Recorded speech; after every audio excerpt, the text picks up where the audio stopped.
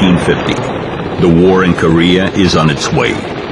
Huge UN forces led by the United States act on the side of the capitalist South. A group of American F-80 Shooting Star fighters take off for a combat mission. Confident of their superiority, pilots do not expect any enemy attack. Contact now 30 degrees left at 25. All of a sudden, 3 silvery aircraft appeared in the sky attacking American fighters at high speed. The MiGs were superior in speed and maneuverability, and they soon shot down one of the shooting stars.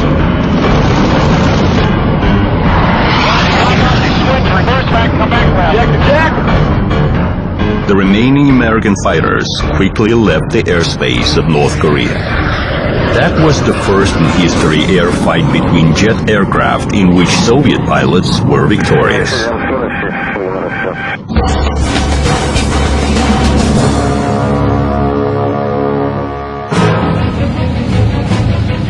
A fighter is designated to have superiority over aircraft of any other class. Maneuverability and efficient armament are among its obligatory qualities. However, speed is one of the most important components of success. In order to reach it, throughout the fighter's entire evolution, designers were installing more powerful engines, updating aerodynamics, introducing different technical innovations. During the Second World War, the maximum speed of serial fighters significantly increased. However, the engine weight was way ahead of the power-to-weight ratio increase. Moreover, the propeller is capable of bringing aircraft only to a certain limited speed. Scientists and designers of the world-leading aviation countries acknowledged this problem almost simultaneously. The way out was found in the creation of a principally new type of engine. The working principle of such engine gave it its name, the jet engine. Here is how the concept was explained in a training film of 1947.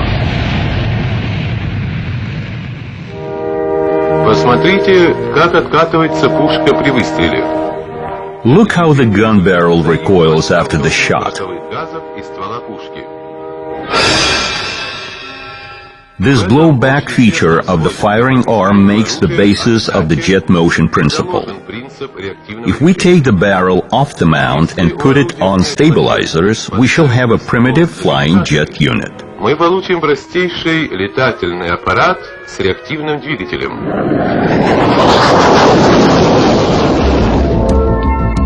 In hope of luck, research was conducted in several directions at a time. The main of them was with respect to the liquid propellant rocket LPR engines and the turbojet engines. In the LPR, working gases are created in the combustion chamber due to the chemical reaction between fuel and oxidizer available on board the aircraft. In the turbojet engine, air taken from the atmosphere is used in the fuel burning process. First jet engines development started in the USSR before the Second World War. However, the Germans and the British are by right considered to be the pioneers in this sphere. The first turbojet aircraft took off in Germany in summer of 1939. It was an experimental Heinkel 178.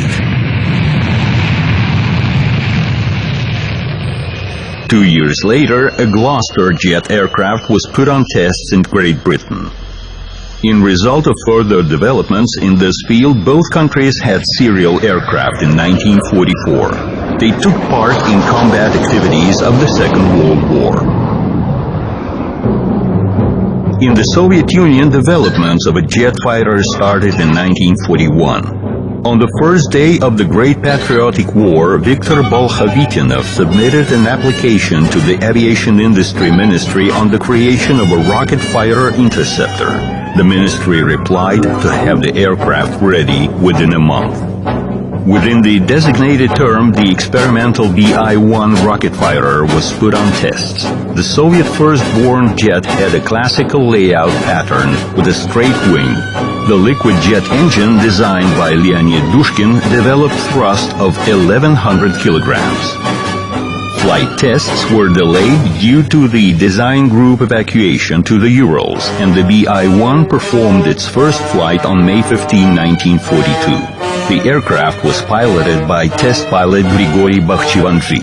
BI-1 managed to reach a fantastic by that time rate of climb of 82 meters per second. Without waiting for the tests to be completed, the aircraft was decided to be put on serial production. However, tests went on with great difficulties, the main of which were in connection with the liquid jet engine. The nitric acid making part of the fuel was corroding the pipelines and other elements of the aircraft construction. Any leak of this dangerous liquid threatened to turn into a fire or even explosion, and the fuel itself was enough for only 2 minutes of flight. But the trouble came from the other side. The next test flight to reach a speed of 800 kilometers per hour was scheduled for March 27, 1943. During the boost and climb, BI-1 suddenly started to dive and hit the ground. Test pilot Bakhchivandzi died.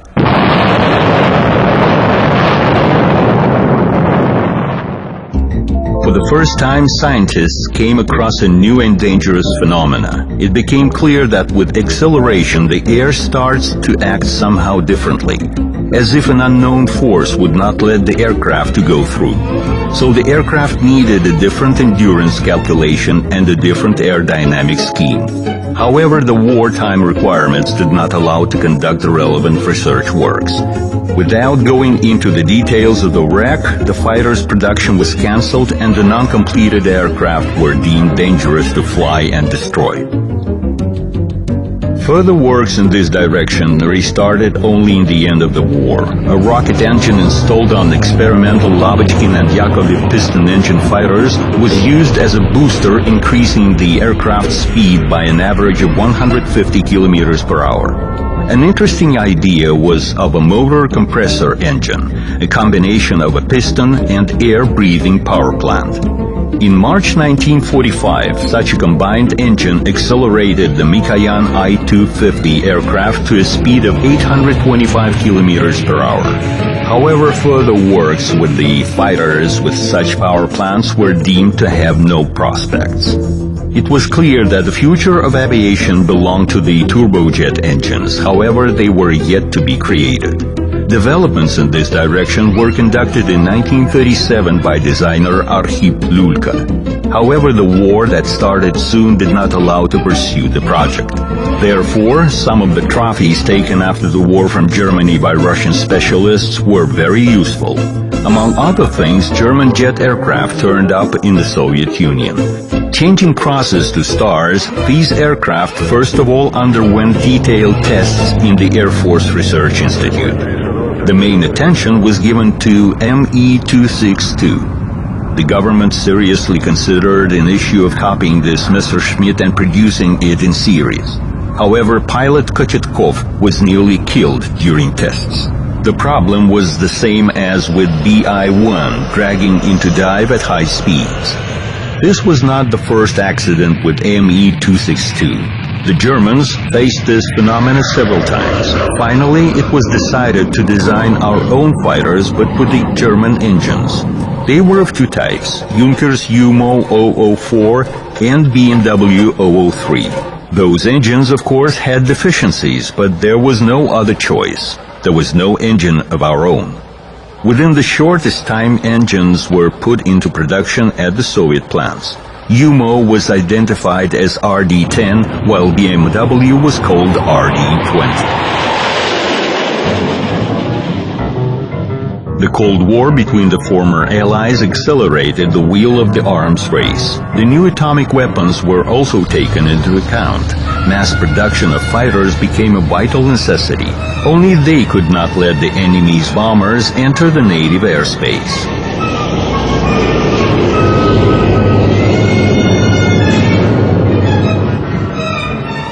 Creation of a jet fighter was so important for the Soviet Union that the country's leadership assigned several design bureaus to this task. Design teams of Yakovlev, Mikoyan, Lavochkin and Sukhoi were put to work. Jet aircraft tests were scheduled for the first half of 1946. The terms were very tough. Under such circumstances, Yakovlev decided to save on the new framework development. Here is how he voiced his concept. We had a task of creating an aircraft in which only an engine would be new, while all the rest apparently would remain the same. The pilot would then be getting into well-familiar surroundings and would not feel any difference between the jet and the piston engine aircraft in flight and at takeoff and landing. Yakovlev took its well-known combat-tested Yak-3. Leaving the airframe practically unchanged, he installed a turbojet RD-10 engine instead of the piston one. The fighter was identified as Yak-15. However, while the said fighter was actually a jet modification of Yak-3, the I-300 of the Mikoyan Design Bureau was a completely new aircraft. The nose-wheel scheme, which then became classical for the Soviet jet fighters, was applied on this aircraft. Its armament was also impressive. Two 23mm and one 57mm cannons. The aircraft was equipped with two RD-20 engines. The new speed profile wing allowed to fly at over 900 km per hour. The aircraft was identified as MiG-9. April 24, 1946 became an important date in the history of the Soviet aviation. The MiG-9 jet fighter test sample took off the strip of the Flight Research Institute at 11:12 a.m. Having made 2 circles over the aerodrome, the aircraft successfully landed. Test pilot Alexei Grinchik was satisfied with the aircraft.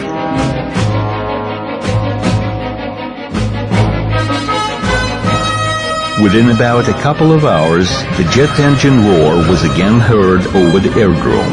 Yak-15 took off at 1:56 p.m. The aircraft was piloted by test pilot Mikhail Ivanov of the Yakovlev Design Bureau. These aircraft were publicly shown in the same year at the traditional air parade in Tushino. On the next day, Stalin ordered to have 10 or 15 jet aircraft manufactured for the November parade at the Red Square. The leader's order was carried out with no delay. Within just a month and a half, in the beginning of October 1946, the first serial MiG-9 and Yak-15 started to arrive at airfields where they were put together and flown. By that time, in addition to the said aircraft, the first La-150 jet fighters arrived. They were supposed to be shown at the air parade as well. All was ready by November 7, but the new Soviet jet aircraft show did not take place due to bad weather. In spring 1947, MiG-9 and Yak-15 passed the state tests and started their service. The two-engine Su-9 and Su-11 of Pavel Sukhoy were also ready by that time. For the first time in the USSR, these aircraft were equipped with powder-started boosters, a drag chute, and the hydraulic actuators. The aircraft also had air brakes and an ejection seat. However, the Sukhoy and Lavochkin aircraft remained experimental. Air Force considered Mikoyan and Yakovlev fighters to be enough. Moreover, Yakovlev, having updated Yak-15, made its modification, Yak-17, differing from its predecessor by the nose wheel. This aircraft became the first Soviet jet aircraft supplied on export. Very soon, jet fighters started to oust their piston engine colleagues.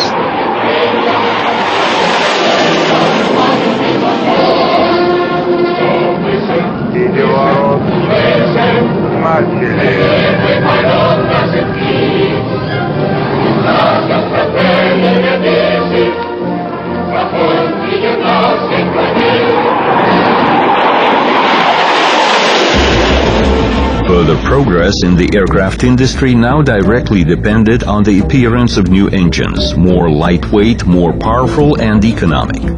However, aircraft designers had only 2 types of German engines at their disposal.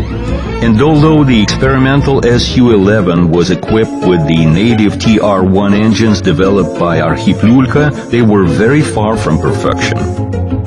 There was no time to wait until the native engines would reach the required characteristics, so Stalin was proposed to buy engines from the British.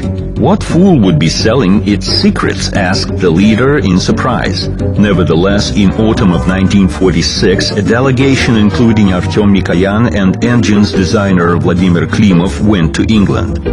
The situation was peculiar for the fact that in spring of the same year, Winston Churchill delivered his famous speech in Fulton, giving the start to the Cold War against the Soviet Union. Surprisingly, but money once again turned to be beyond politics. The delegation bought not only 60 Rolls-Royce ready-made engines, but also the license for their manufacture in the USSR.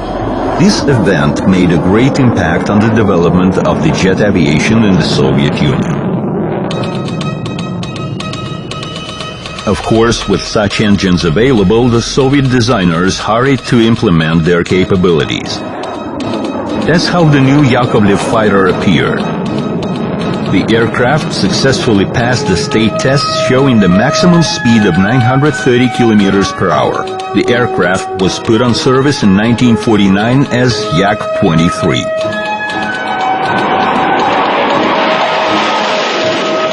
Significant increase of speed was the tendency in aviation at that time. A powerful jet engine assisted to such achievement, but did not solve all the problems. Increase of speed and phenomena related to that demanded radical reassessment of the flight aerodynamics and urged the scientists to resolve a number of complex tasks. Increase of the aircraft speed increases the air drag. The air, like a sluggish mass, would not let the aircraft through. One of the ways of decreasing the air drag is the application of the high-speed profiles and the swept wing form. Developments of the German scientists laid the basis for such works in both the Soviet Union and abroad. The Germans dealt with the swept wing already during the war. In the Soviet Union, such wing appeared first time in 1947 on La-160 prototype fighter. Its sweep angle reached 35 degrees. But the swept wing has not only positive features. The airflow at such a wing is both lateral and longitudinal. This results in a shock stall in the end of the wing, which diminishes the longitudinal stability of the aircraft.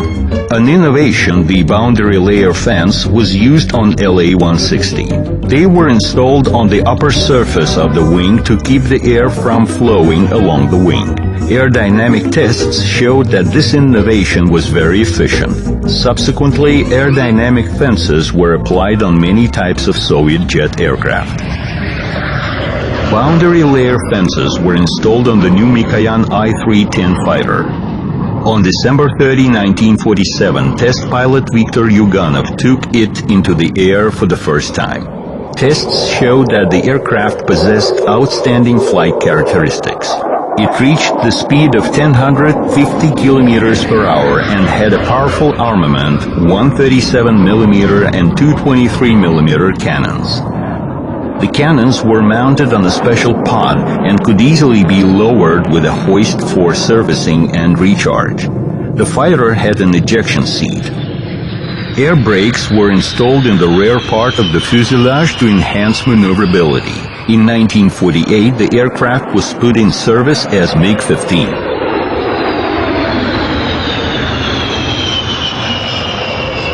Lavochkin 15, appearing a bit later, became MiG-15's competitor. Both aircraft were surprisingly alike. There you see La-15, and this is the Mikoyan fighter. La-15's characteristics were inferior to MiG.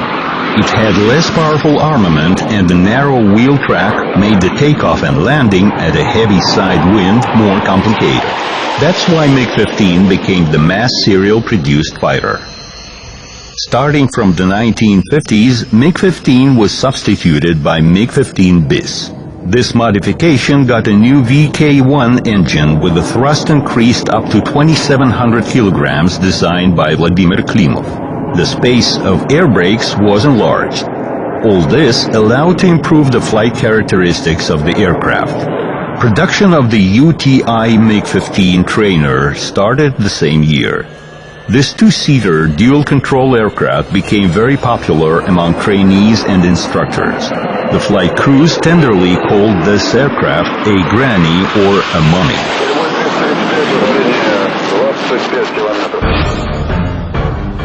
MiG-15 gained combat success in Korea. In 1950, when a military conflict ran high on the Korea Peninsula, the USSR and China came to help the northern communist Korea. Soviet aircraft units equipped with MiG-15 were covertly sent to Korea. The United States and their allies acted on the side of the southern Korea. The U.S. aircraft group was huge both in terms of quantity and types of aircraft. Appearance of the Soviet jet fighters was an unpleasant surprise for the Americans. Right from the start, the Soviet MiGs demonstrated significant superiority not only over the piston engine Mustangs, but over the Shooting Star and Thunderjet fighters. The only worthy competitor to MiG-15 in Korea was F-86 Sabre. The American aircraft was heavier than MiG and inferior in the rate of climb, ceiling, and armament, but was superior in horizontal maneuverability. More efficient air brakes and slaps made this aircraft more superior in the air combat.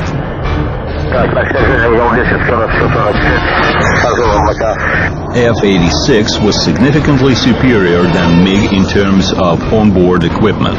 Take just the aiming device with the ranging radar. Besides, the Sabre pilots flew in special garments, enabling them to overcome the G-factor in the air combat. However, the MiG-15 appearance in Korea significantly changed the balance of forces. American attack aircraft and bombers took no more risks flying without the F-86 cover-up.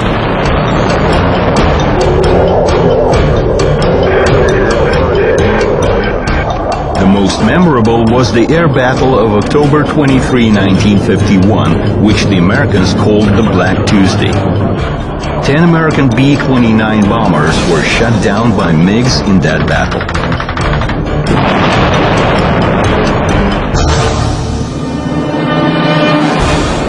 Of course, Americans wanted to get hold of MiG-15 to find out the reason of its success. Similar hunt for the Sabres was performed by the Soviet side. In October 1951, Colonel Pepelayev shot down F-86, which made an urgent landing on the North Korean territory. Soon the damaged aircraft was brought to the Soviet Union. Detailed research of the American fighter allowed to introduce some technical solutions to the Soviet aircraft construction. MiG-15 also got into the hands of the Americans. 3 months after the war, a North Korean pilot defected to South Korea on the Soviet aircraft.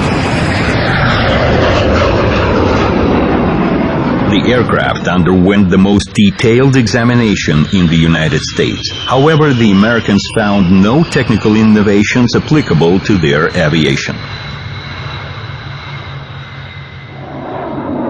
According to official data, the Soviet pilots shot down over 1,000 enemy aircraft during the fights in North Korea, while the Soviet Air Force lost only 335 aircraft. MiG-15 virtually conquered the right to be called the world best fighter of the beginning of the 50s. It became one of the symbols of the Soviet aviation. Within 10 years, USSR produced over 13,000 MiG-15 of different modifications, and with the account of the licensed manufacture in Poland and Czechoslovakia, the amount of this aircraft exceeded 15,000. No other fighter in the world had such a circulation. The MiG-15 success enabled the Mikoyan Design Bureau to obtain from the leadership of the country a kind of a carte blanche for the further improvement of this aircraft. In result, the military received the MiG-17 fighter with the wing sweep of up to 45 degrees. In the end of 1952, production of the new modification of this aircraft, MiG-17F, was started. Its engine was equipped with the afterburner chamber, a unit allowing to increase the thrust.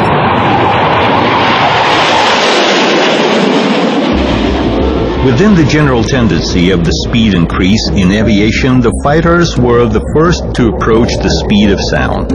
The jet engine allowed to come very close to it, but so far it was not possible to pass it over.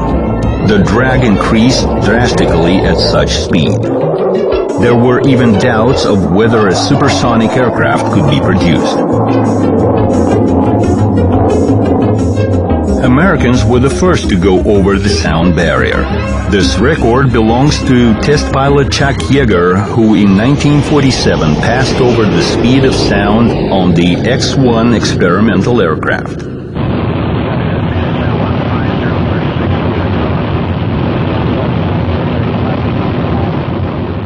In the USSR, tests in this direction started before the Korean War.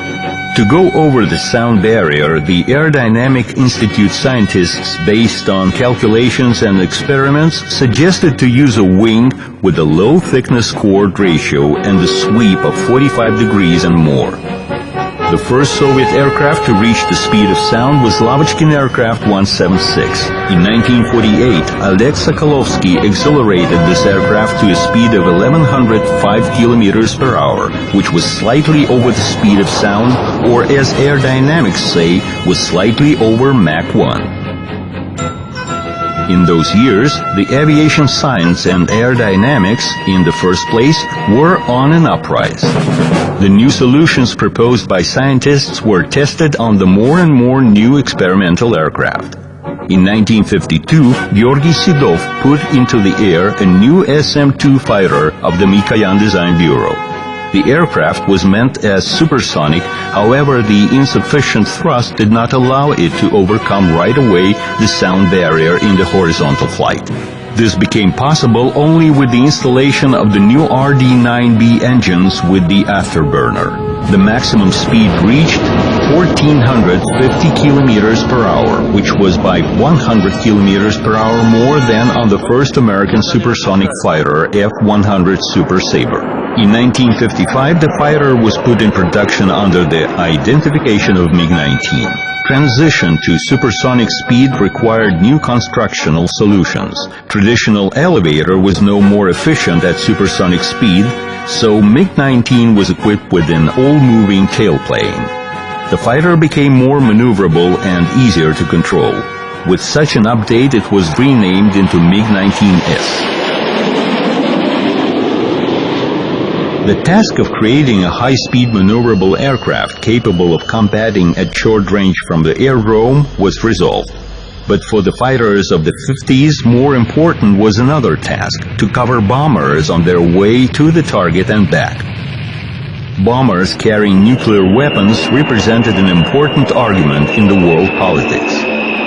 But in terms of range, fighters were way more inferior than bombers. It appeared that the escort would cover bombers only in the first, less dangerous part of the route, leaving the bombers alone over the enemy's territory full of all means of air defense. Supplementary fuel tanks did not fully resolve the problem. Research was started both in the USSR and in the United States. Americans, for example, tried to suspend a mini-fighter under the bomber, which was supposed to detach if needed from the carrier and cover it.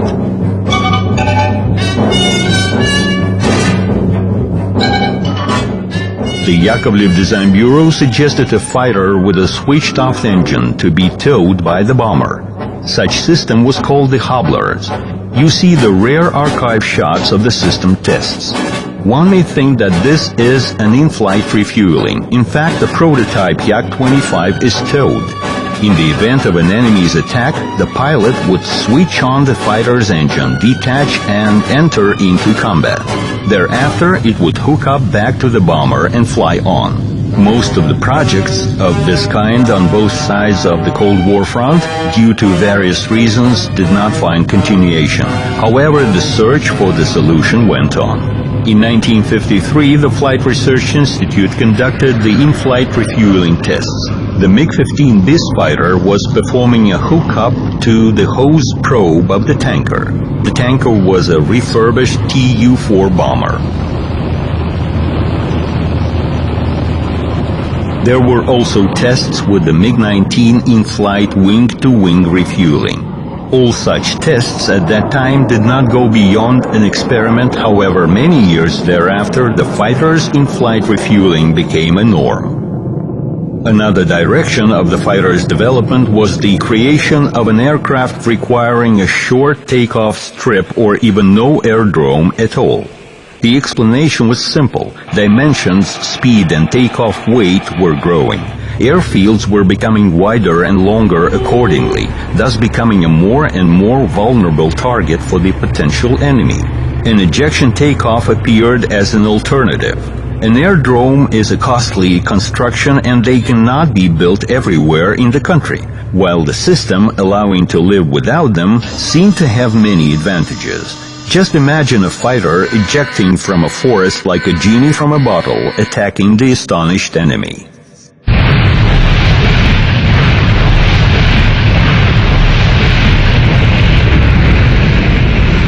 The first ejection takeoff was performed by test pilot Georgy Shiyanov in spring 1957. The MiG-19 mounted on a mobile launch site was virtually shot into the sky with the help of a powder booster.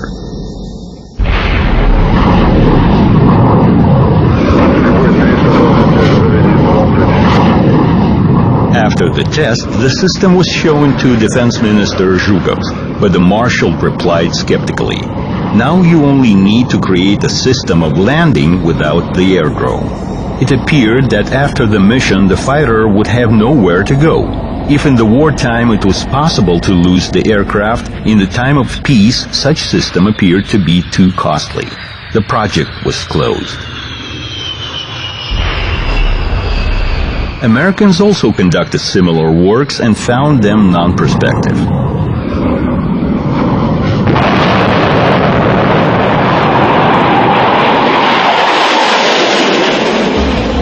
Specialization of fighters was more distinct in the 50s. Some aircraft were designated for maneuverable combat while the others for interception. The interceptor's task is to destroy the target in any weather, any time of the day, and at any range of speed and altitude. This task was becoming more and more actual. Since the end of the 40s and throughout the entire 50s, foreign reconnaissance aircraft simply crowded along the USSR border, sometimes entering the airspace of this country.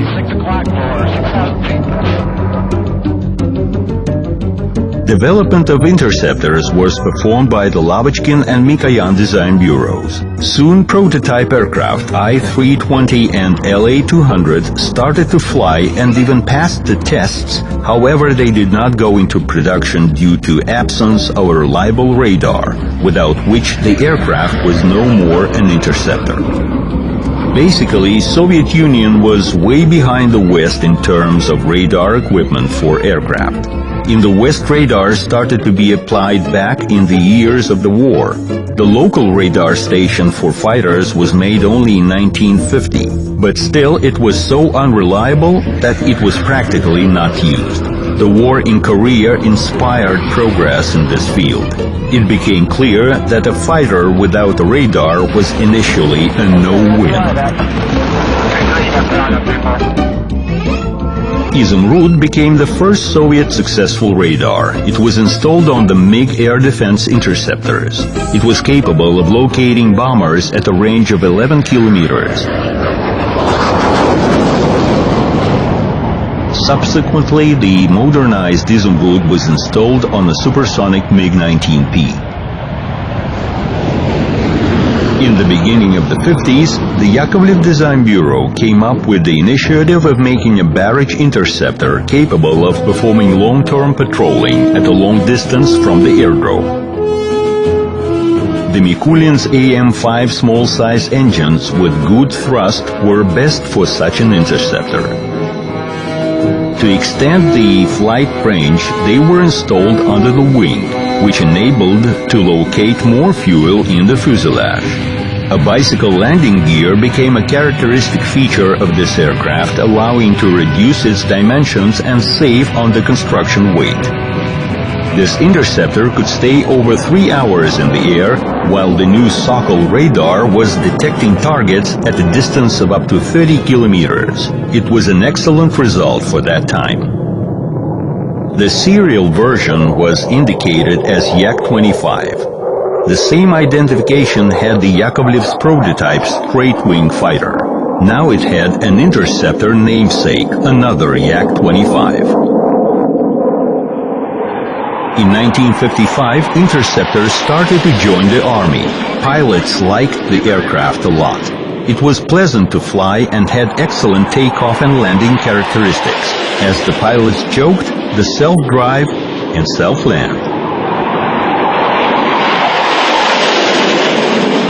In the first half of the 50s, progress of the Soviet scientists and designers in the field of aerodynamics and engine construction allowed to approach a double speed of sound.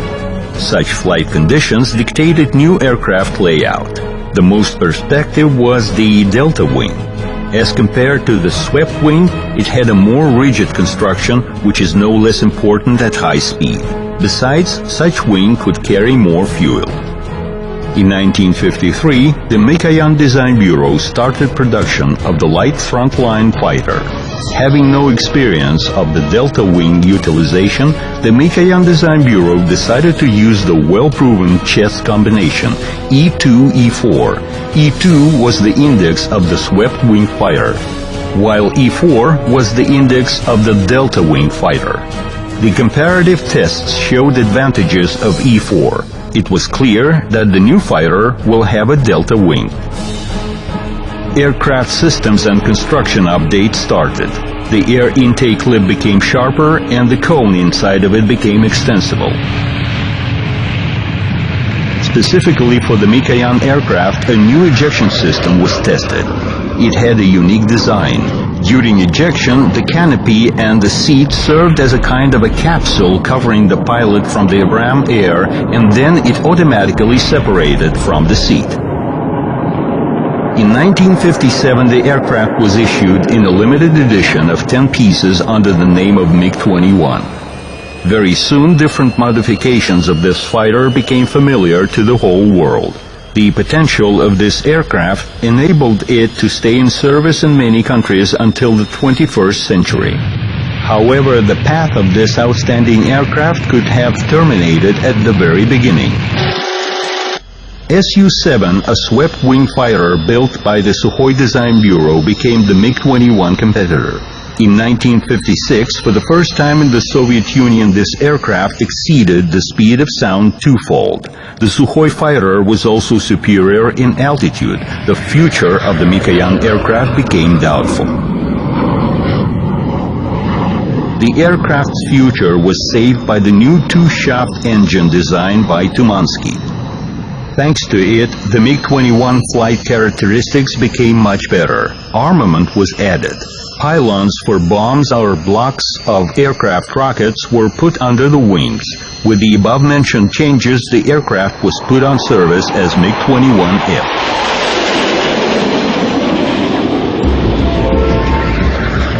Quick progress in the jet era could not but touch upon the fighter's armament. By mid-50s, the air-to-air missiles appeared in the arsenal of American aircraft, which significantly increased their combat efficiency.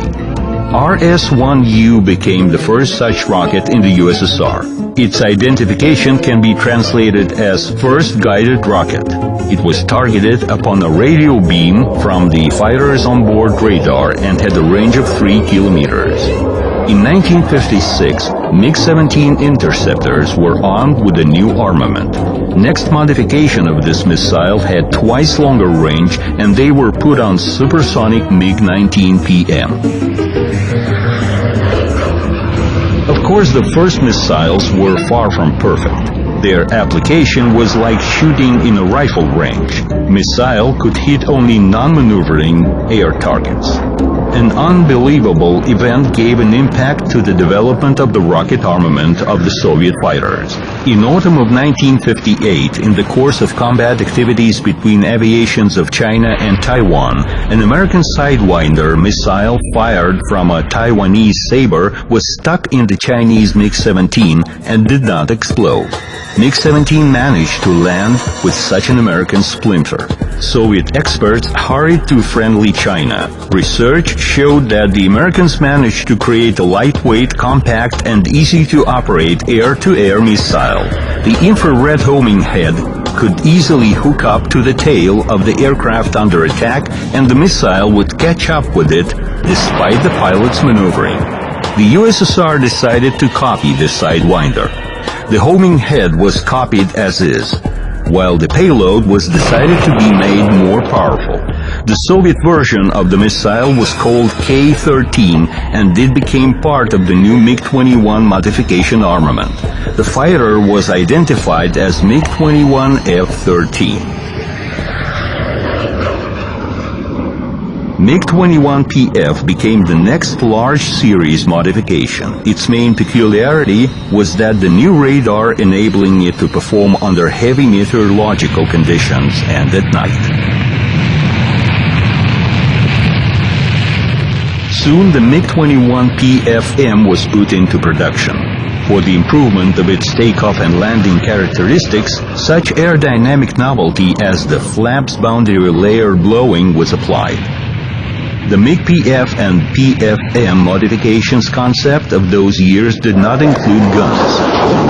The close air combat at high speed was thought to be practically impossible, and the flights were assumed to be conducted only with the use of guided missiles. The war in Vietnam, which started in 1965, allowed to test the aircraft in real combat conditions. The main mixed competitor was the American F-4 Phantom. Possessing more powerful missile armament and a more enhanced onboard radar, it was significantly inferior to MiG in maneuverability. However, a good overview from the cabin and a second crew member capable of controlling the situation made Phantom an adequate enemy. Vietnam proved the necessity of cannons. Close maneuverable fights took place rather often. Since neither MiGs nor Phantoms had any built-in guns during the Vietnam War, they started to use gun pods. However, the most efficient conduct of the air combat was considered to be the simultaneous use of two types of aircraft. Thus, MiG-17s were blocking the entire altitude range up to 2,000 meters. Having higher pre-sonic maneuverability, they were squeezing Americans up, where they were awaited by MiG-21s. The Vietnam War experience provided a lot of useful information to the Soviet engineers and designers.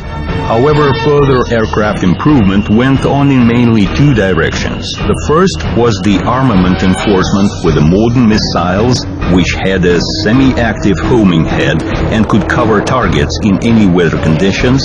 The second was the new radar stations, allowing to detect targets at longer distances.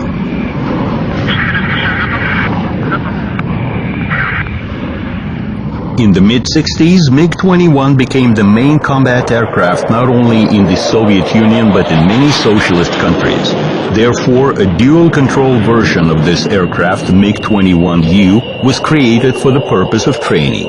Many generations of cadets and pilots mastered their flight skills on this aircraft. The system of automatic flight parameters registration was for the first time applied on this dual-control aircraft. It was then implemented on combat aircraft. This system became a kind of the black boxes prototype mentioned in any report of air accidents. The MiG-21 fighter's family holds a lot of world records. In 1961, 16 days after the Gagarin's flight into space, pilot Georgy Masalov reached an indeed a cosmic height of 34 kilometers 714 meters. This became possible thanks to installation of an additional liquid booster of MiG-21F. This absolute world record outlasted 12 years. Without doubt, MiG-21 is one of the world's most known fighters. As to the number of modifications, which is 30, it has no match. It was put on service in 49 countries of the world and still serves in some of them.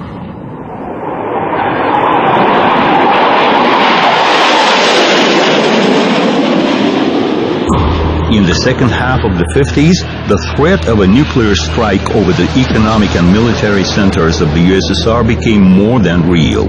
Air defense was becoming the most important task. The air defense complexes of that time were yet developing and did not provide any guarantee against breakthrough of the enemy's striking aircraft. The main role in the protection of the airspace was placed on interceptors. June 24, 1956, air parade in Tushino. Everyone's attention was caught by a whirling away aircraft with a delta wing. It was Sukhoi T-3 prototype interceptor. First, Almaz radar was installed on this interceptor. However, two huge antennas decreased aerodynamics of the aircraft. Therefore, a new radar was installed, which antenna was placed inside the RAM-type air intake cone. The new aircraft was identified as T-43. On October 10, 1957, test pilot Vladimir Ilyushin put it into the air. In the very first flights, the aircraft reached a speed of 2,200 kilometers per hour and an altitude of 21,500 meters. Within 1 year, it was decided to make a whole interception complex on the basis of this aircraft, including the aircraft itself, the onboard radar, the missile armament, and the on-ground targeting system. The first Soviet interception complex was put into service in 1960 under the name of Sukhoi 951. 2 years later, the Air Defense Aviation obtained a more sophisticated complex. Su-11 became its basis, equipped with a more powerful aerial radar, with a target hookup range of 20 kilometers, which was twice as much as of its predecessor. Su-9 and Su-11 were the most high and fast-flying aircraft of the air defense aviation of this country in the 60s. They served for over 20 years. In the same 60s, the Sukhoi aircraft were assisted by Yak-28P interceptors. Made on the basis of a supersonic bomber and equipped with the Oriol-D radar, they were supposed to intercept enemy aircraft at low and mid altitudes. But for targets destruction at longer range, a completely different type of interceptor was required. The Lavochkin Design Bureau attempted to make such an aircraft. According to the project, LA-250 was supposed to reach speed of 1,600 kilometers per hour and hit supersonic targets with its missiles at an altitude of up to 20,000 meters. Brought to tests one after another, these aircraft crushed, and in 1959 all works on this topic were terminated. A new long-range interceptor was started by Andrei Tupolev. The fighter was identified as Tu-128. It succeeded all other fighters in the world as to its dimensions and weight. This 43-ton aircraft was equipped with the most powerful radar of that time, the Smerch. It located targets at a distance of 50 kilometers. R-4 missiles of half a ton each could destroy targets not only at catch-up but also at reciprocal courses. The reciprocal course attack was for the first time performed in the USSR. In 1965, Tu-128 was accepted for service. In the NATO classification, it was called the Fiddler. It was indeed the first trial-in of the air defense aviation.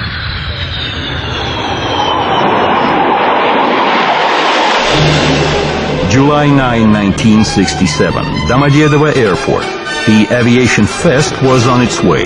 Hundreds of aircraft, thousands of parachute jumpers, aerobatics by serial aircraft. The best samples of the jet-era aviation fascinated by their strength. There were the supersonic Su-9 and Su-11, the Yak-28P interceptors. Tu-128 trios effectively passed over the audience. Soviet designers watched their birds fly.